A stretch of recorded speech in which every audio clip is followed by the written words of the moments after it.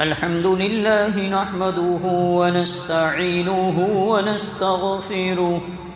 ونؤمن به ونتوكل عليه ونعوذ بالله من شرور أنفسنا ومن سيئات أعمالنا من يهده الله فلا مضل له ومن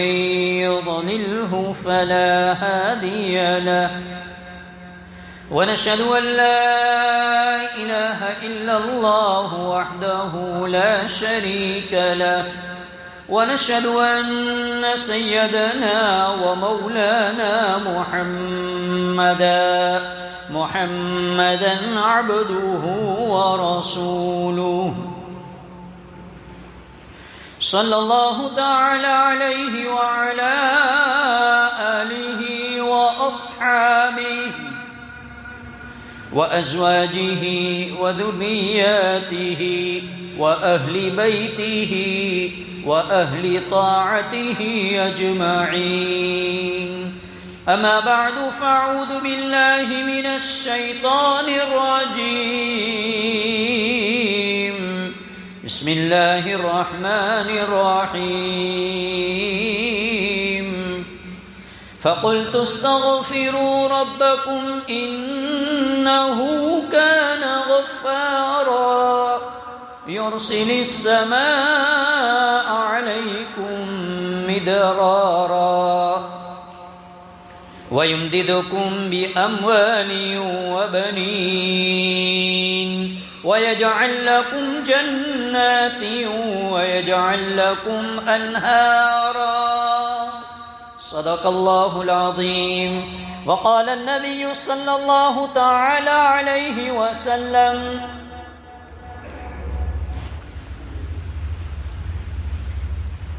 إني أستغفر الله في يوم 70 مرة وفي رواية 1000 مرة أو كما قال عليه الصلاة والسلام اللهم صل على محمد في أول كلامنا اللهم صل على محمد في أوسط كلامنا اللهم صل على محمد في آخر كلامنا ایک مرتبہ درود شریف پڑھ لیں اللهم صل على سيدنا مولانا محمد وبارك وسلم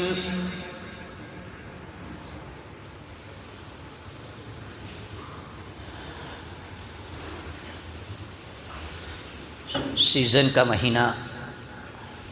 چل رہا ہے اللہ کے نبی صلی اللہ علیہ وسلم نے ارشاد فرمایا کہ لوگ رجب اور رمضان کے بیچ کے مہینے میں غفلت میں ہے رجب اور رمضان کے بیچ کا مہینہ یعنی یہ شعبان کا مہینہ جو یہ چل رہا ہے اللہ کے نبی صلی اللہ علیہ وسلم نے ارشاد فرمایا اس مہینے کے اندر لوگوں کے اعمال اللہ کے دربار میں پیش کیے جاتے ہیں لوگوں کے اعمال کی پیشی ہوتی ہے اللہ کے نبی نے ارشاد فرمایا صلی اللہ علیہ وسلم کہ میرا دل چاہتا ہے کہ جب میرے اعمال اللہ کے دربار میں پیش کیے جائے تو میں روزے سے رہوں اسی لیے اللہ کے نبی صلی اللہ علیہ وسلم شعبان کے مہینے میں کثرت سے روزے رکھا کرتے تھے ویسے اللہ کے نبی ہر مہینے کی 3 دن اسلامی اعتبار سے ہر مہینے کے 3 دن 13ویں تاریخ 14ویں تاریخ اور 15ویں تاریخ اسلامی مہینے کے اعتبار سے اسلامی تاریخ کے اعتبار سے ہر مہینے کے یہ 3 دن کے روزے رکھا کرتے ہیں جسے ایام 20 کے روزے کہا جاتا ہے اگر کوئی انسان ہر مہینے کے اندر یہ 3 دن کے روزے سنت سمجھ کر رکھے گا، اللہ اسے بہت ثواب عطا فرمائے گا۔ تو اللہ کے نبی ویسے ہر مہینے میں روزے رکھا کرتے تھے 3 روزے، لیکن شعبان کے مہینے میں ان روزے رکھنے کی بڑھوتری ہو جاتی تھی اللہ کے نبی کی۔ سیزن کا مہینہ ہے، سیزن کے مہینے کے اندر آدمی، ہم اور آپ دیکھتے ہیں کہ ہم سیزن کے مہینے جب آتا ہے دنیا کے اعتبار سے تو ہم محنت کرتے ہیں، اپنی کمر کو کس لیتے ہیں، کھانا آگے پیچھے کر لیتے ہیں، اپنے آرام کو آگے پیچھے کر لیتے ہیں، اپنے ٹائمنگ کو آگے پیچھے کر لیتے ہیں، اور خوب محنت کر کے بس ہمارا مقصد یہ ہوتا ہے کہ یہ سیزن کے مہینے ہے تاکہ سیزن کے مہینے میں ہم خوب کما لیں، خوب محنت کر لیں۔ کیوں؟ تاکہ میرے بیوی بچوں کو کام آئے، مجھے کام آئے، آنے والے میرے مسائل حل ہو جائے، میرے کام آسان ہو جائے۔ اس لیے سیزن کے مہینوں کے اندر ہر آدمی اپنے اپنے فیلڈ کے اعتبار سے خوب محنت کرتا ہے، اور اللہ کی طرف سے جس کے لیے مقدر ہوتا ہے، اللہ کی طرف سے جس کے لیے فیصلے ہوتے، اللہ انہیں بہت نوازتا ہے۔ یہ تو دنیاوی اعتبار سے ہوا، اور بھی آپ دیکھ لیجئے کہ جیسے رمضان کا مہینہ قریب آتا ہے، ہمارے گھروں کے اندر بھی ایک ماحول ہوتا ہے کہ بھئی رمضان آنے والا ہے تو اس سے پہلے رمضان کی تیاریاں کر لو۔ کوئی گھر کی صاف صفائی کرتا ہے، کوئی گھر کو رنگ روگن کرتا ہے، کوئی گھر کے اندر رمضان سے پہلے رمضان کی ساری چیزیں لا کر رکھ دیتا ہے تاکہ رمضان کے اندر اطمینان سے عبادت ہو، روزے کی حالت میں ہمیں ادھر ادھر جانا نہ پڑے، گھومنا پھرنا نہ پڑے۔ یہ دنیاوی اعتبار سے ہم دیکھتے ہیں، اور ہوتا ہے ایسا۔ اللہ نے یہ موقع ہمیں دیا ہے، یہ شعبان کا مہینہ، یہ سیزن کا مہینہ ہے، آنے والے رمضان کی تیاری کا مہینہ ہے۔ اسی لیے تو سرکار دو عالم صلی اللہ علیہ وسلم اس مہینے میں کثرت سے روزہ رکھا کرتے تھے۔ حدیث قدسی کے اندر اللہ رب العزت فرماتا ہے، جب میرا بندہ میری طرف ایک بالش برتا ہے میں اس کی طرف ایک ہاتھ برتا ہوں، جب میرا بندہ میری طرف ایک ہاتھ برتا ہے میں اس کی طرف 2 ہاتھ برتا ہوں، جب میرا بندہ میری طرف چل کر آتا ہے میں اس کی طرف دوڑ کر جاتا ہوں۔ کیا مطلب اس کا؟ فرمایا کہ بندہ اپنے آپ کو عبادت کے لیے تیار کر لے، اپنے آپ کو تیار کر لے، نماز کے لیے کھڑا ہو جائے، قرآن کی تلاوت کے لیے کھڑا ہو جائے، اللہ کی یاد کے لیے کھڑا ہو جائے۔ اللہ کہہ رہے تو کھڑا تو ہو، آگے میں تجھے چلاؤں گا۔ ورنہ ہماری عبادتیں ایسی تو ہے نہیں جیسی اللہ چاہ رہا ہے، ہماری عبادتیں نہ ہم اللہ کی ایسی تعریف کر سکتے۔ ارے ہم کیا، سارے نبیوں کے سردار، اللہ کے پیارے اور لاڈلے امام الانبیاء سرکار دو عالم صلی اللہ علیہ وسلم خود ارشاد فرماتے ہیں، اللہم لا احصی ثناء علیک انت کما اثنیت علی نفسک۔ اے اللہ، جیسی تیری تعریف کرنی چاہیے تھی ویسی میں نہیں کر سکتا۔ جب سارے نبیوں کے سردار یہ کہہ رہے ہیں تو ہم اور آپ کیا ہے؟ نبی کہہ رہے کہ اللہ کی جیسی تعریف کرنی چاہیے ویسی میں بھی نہیں کر سکتا، تو جیسی عبادت کرنی چاہیے ویسی ہم نہیں کر سکتے، لیکن اللہ کہہ رہا ہے تو کھڑا تو ہو جا، اپنے قدم کو تو اٹھا لے، آگے کے لیے میں راستے ہموار کر دوں گا، آگے کے لیے آسانیاں میں پیدا کر دوں گا، آگے کے لیے تیری ان عبادتوں کی قبولیت کو میں نواز دوں گا، میں قبول کر لوں گا۔ تو تھوڑا تو آگے بڑھ جا، تھوڑا تو اپنے آپ کو تیار کر لیں۔ اس لیے اپنے آپ کو، اب یہ جو مہینہ شعبان کا شروع ہو چکا ہے، دیکھتے دیکھتے یہ مہینہ ختم ہو جائے گا، اور مبارک مہینہ جس کا ہر ایمان والے کو انتظار ہوتا ہے رمضان کا، وہ آ جائے گا۔ اب وہ اس کی صحیح عبادتیں کیسے ہو؟ ابھی سے ہم نے اس کی پریکٹس کی ہوگی، ابھی سے ہم نے اپنے آپ کو تھوڑا سا عبادت میں لگایا ہوگا، تو اس مبارک مہینے میں ہم سب کے لیے عبادتیں کرنا آسان ہو جائے گا۔ عبادتیں کرنا ہمارا کام ہے، قبول کرنا یہ اللہ کا کام ہے۔ عبادتیں کر کے بھی اللہ سے منوانا ہے اسے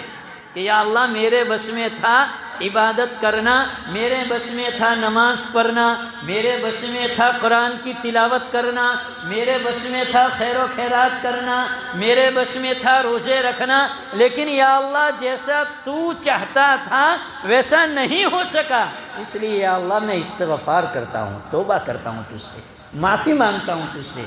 اسی لیے تو اللہ نے قرآن میں 30ویں پارے کے اندر اخیر میں ایک چھوٹی سی سورت نازل فرمائی جسے سورۃ النصر کہا جاتا ہے۔ اذا جاء نصر اللہ والفتح، کس پر نازل ہو رہی ہے؟ یہ کس پر نازل ہو رہی ہے؟ سارے نبیوں کے سردار پر، اس نبی پر جس نے 23 سال میں بہت کچھ دکھ سہے اپنی امت کے لیے، ایمان کے لیے، دین کے لیے،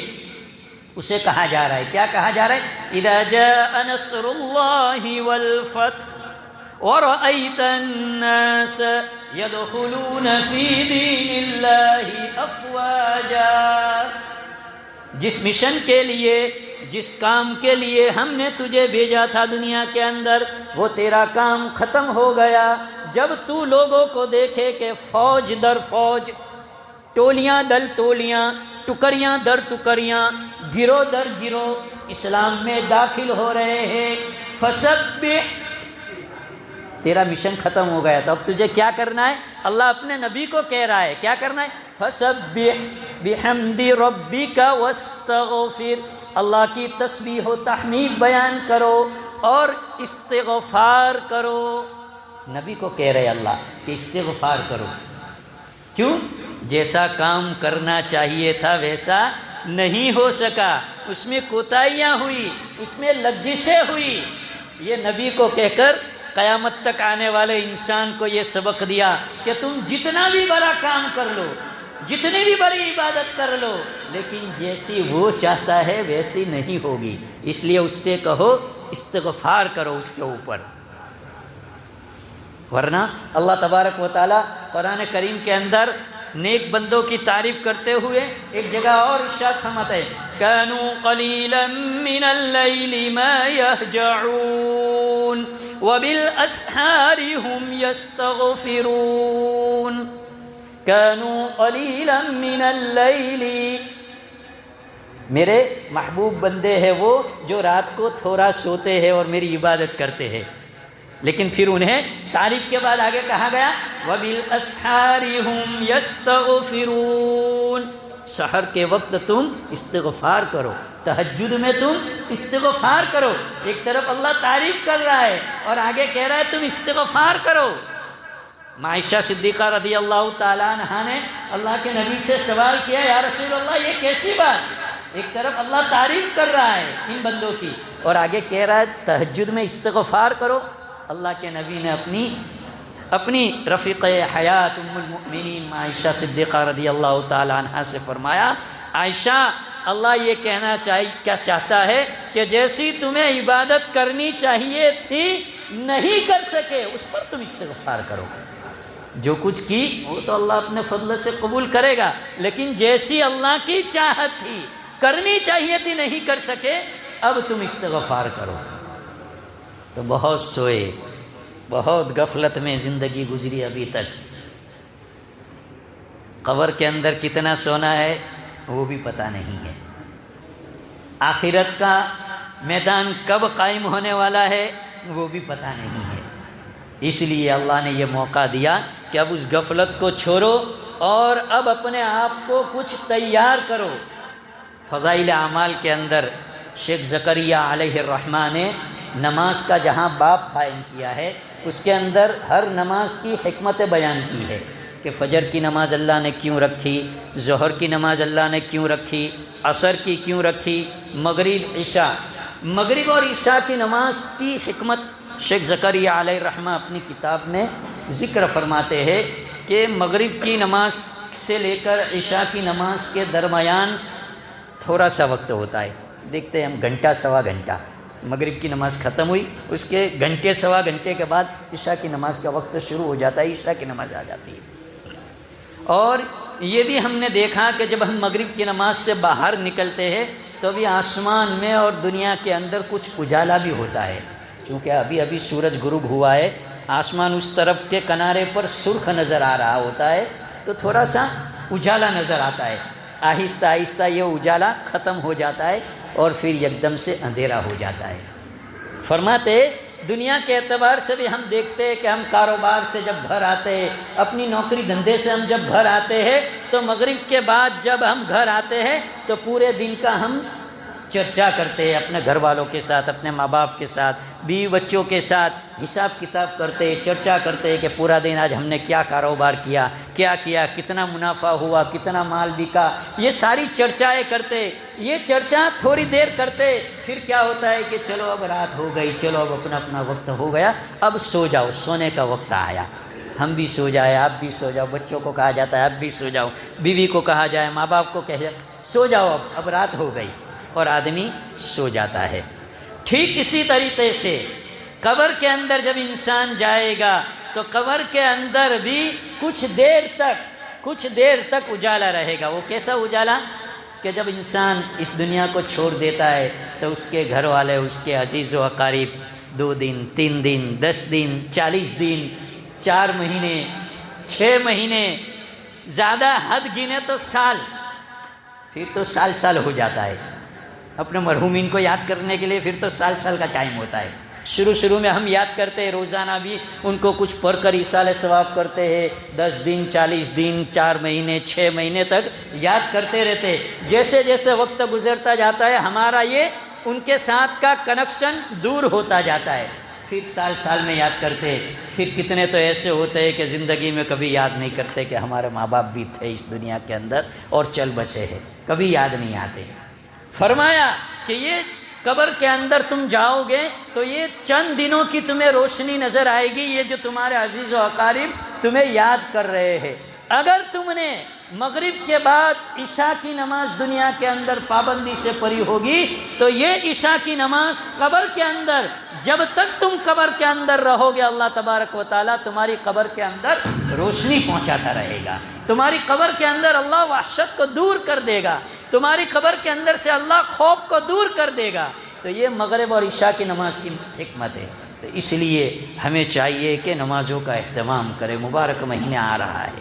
اپنے آپ کو کچھ تیار کرے۔ بہت غفلت میں زندگی گزر گئی، کب تک زندگی گزاریں گے غفلت کے اندر؟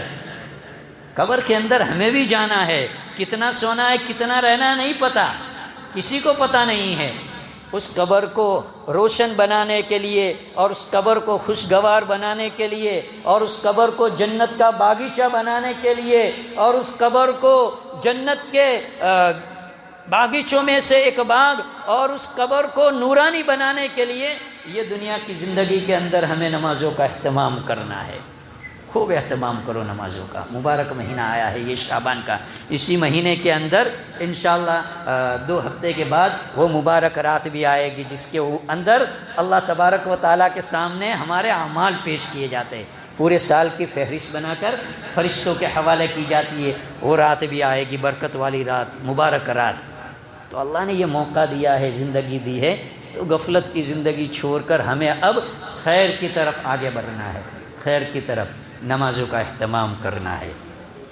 ابھی نمازوں کا اہتمام کریں گے تو آنے والے مبارک مہینے کے اندر ہمارے لیے 5 وقت کی نمازیں پڑھنا آسان ہو جائے گا۔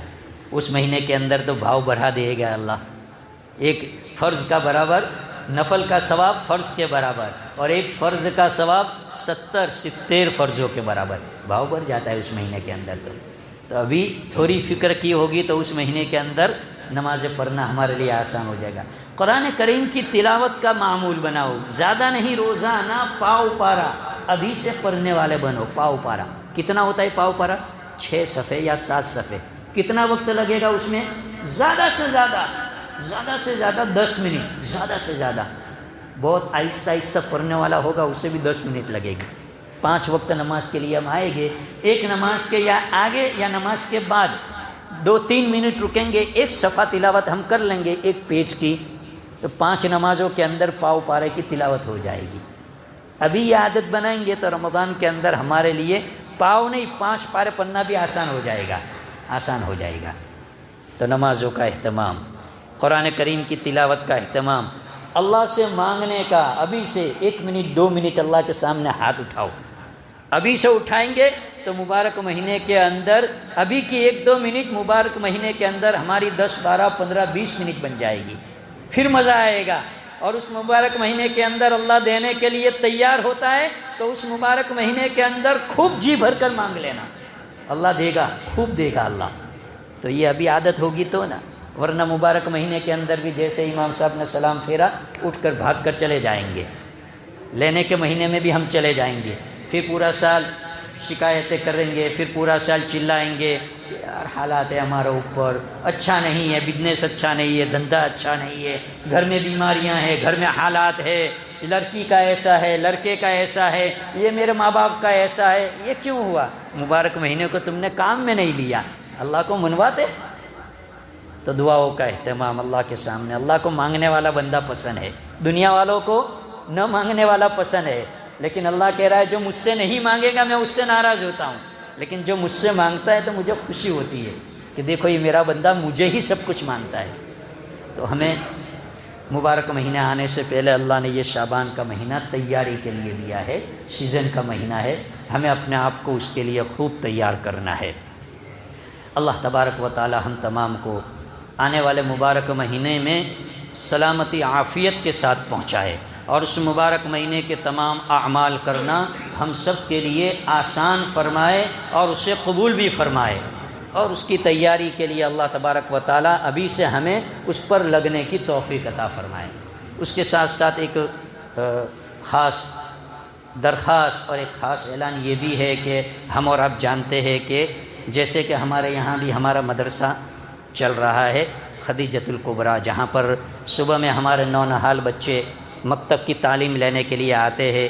الف با سے لے کر قرآن کو مکمل کرتے ہیں، دین کی باتیں، عقائد کی باتیں، دعائیں سیکھتے ہیں، دوپہر کے بعد بھی مستورات کا نظم ہوتا ہے۔ اسی طریقے سے ہمارے اس مدرسے کے ماتحت ہی کا ایک مدرسہ اسلام نگر، اندرا نگر جسے کہتے ہیں، مدرسہ ابو بکر صدیق کے نام سے وہاں پر بھی چل رہا ہے، مکتب چل رہا ہے وہاں بھی دوپہر کے بعد مستورات کا مدرسہ چلتا ہے۔ تو وہ مکتب ہمارا مدرسہ ابو بکر صدیق اور یہ ہمارا خدیجۃ الکبریٰ، تو بدھ کے دن 28 تاریخ اور بدھ کے دن، یہ 3 دن کے بعد جو آئے گا، سنیچر اتوار پیر منگل، 4 دن کے بعد 28 تاریخ بدھ کے دن عشاء کی نماز کے بعد وہاں پر جلسہ منعقد ہوگا مکتب کا، جس میں ہمارے مدرسے میں یہاں جو بچے پڑھتے ہیں ان بچوں کا بھی وہاں پروگرام ہوگا۔ 15-16 بچے ہمارے یہاں کے بھی اس پروگرام میں جوائنٹ ہے، شامل کیے گئے ہیں، کسی کے گھر کا بچہ ہوگا، کسی کے گھر کی بچی ہوگی۔ تو اس جلسے کے لیے دل کی گہرائیوں سے میں اپنی طرف سے بھی، ہماری پوری مدرسہ خدیجۃ الکبریٰ کی اسٹاف کی طرف سے، اور خصوصاً ہمارے مفتی صاحب مفتی محمد صاحب سارودی دامت برکاتہم العالیہ کی طرف سے یہ دعوت پیش کرتا ہوں کہ آپ سبھی اس بدھ کے دن کو یاد رکھ کر فکر سے مغرب کی نماز سے فارغ ہو کر، یا چاہے تو مغرب کی نماز آپ وہاں پڑھیں،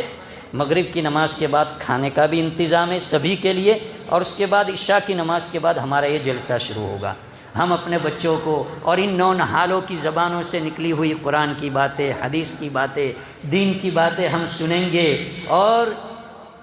اللہ کی طرف سے کوئی قبولیت کا وقت ہوتا ہے، اللہ کی طرف سے قبولیت کی گھڑیاں ہوتی ہے، نہ معلوم کس انسان کی کب زندگی پلٹ جائے اور دنیا آخرت کے اعتبار سے وہ کامیاب ہو جائے۔ تو ہمیں ایسی دین کی مجلسوں کے اندر، دینی پروگراموں کے اندر پہنچنا ہے، دنیا کے بڑے بڑے فنکشنوں میں، دنیا کی محفلوں میں، اور دنیا کی یہ کرکٹ کی ٹورنامنٹیں ہوتی ہے، اس میں بھی آدمی رات بھر پوری رات بھی بیدار ہو کر جاتا ہے فائنل دیکھنے کے لیے، اور ان کے انعام وترن میں جاتا ہے، اور نہ معلوم کیا کیا کرتا ہے۔ یہ دین کا ایک پروگرام ہے بڑا سا، قرآن اور حدیث کا ایک پروگرام ہے۔ اللہ والے وہاں آئیں گے، اللہ والوں کو صرف دیکھنا،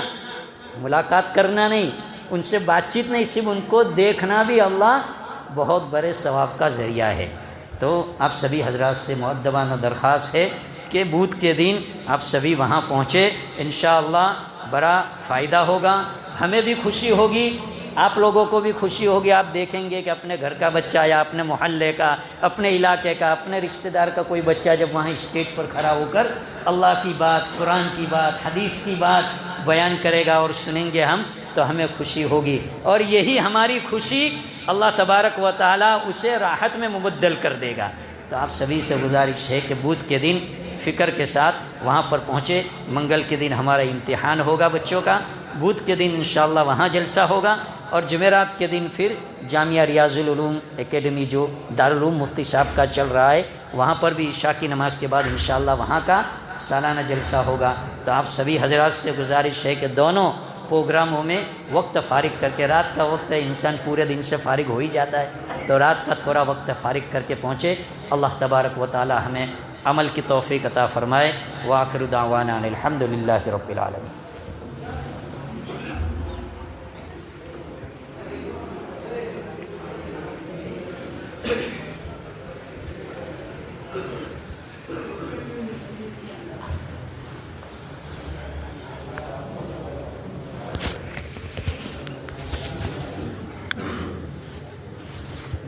اللہ اکبر، اللہ اکبر، اللہ اکبر، اللہ